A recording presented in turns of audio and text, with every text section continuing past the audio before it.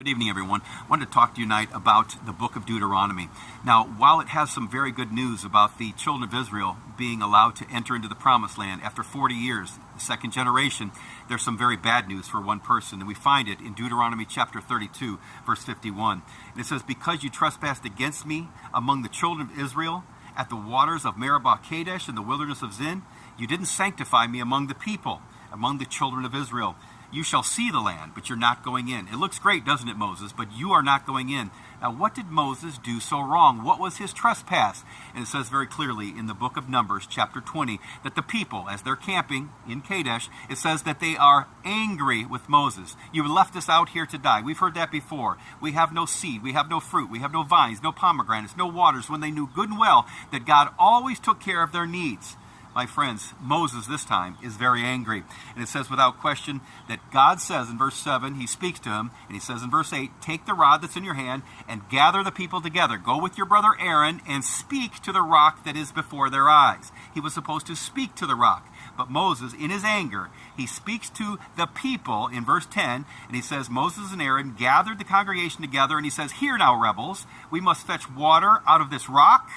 He's very angry. But he doesn't speak to the rock, he strikes it twice and water came out. My friends, this is a very bad offense. And because of this, Moses was not allowed to go into the promised land. It seems like so insignificant. But because he struck the rock, knowing that that rock represented Christ, and we know this because it says in 1 Corinthians chapter 10 and verse 4, it says that that rock was Christ. It followed them wherever they went, and that rock was Christ. Moses knew that Christ would only be struck once on the cross. And he was supposed to speak to the rock and ask for water. Oh, my friends, Moses struck the rock twice, and he brought in a false gospel.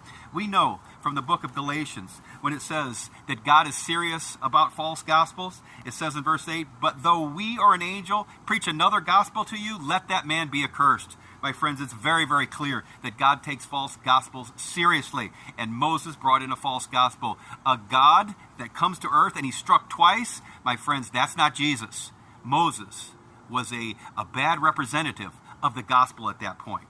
Let's take a look, and we know for sure that Christ was only struck once. Take a look with me in Hebrews chapter 10 and verse 12. "But this man, after he had offered one sacrifice for sins forever, sat down at the right hand of God." My friends, we do exactly the same thing. We strike Christ twice. We're supposed to believe in the grace of God and believe it by faith, that Christ died for our sins, that he became sin for us. We believe it by faith. And then we bring in the law to say that we're saved by grace but kept by the law. My friends, that is striking Christ twice.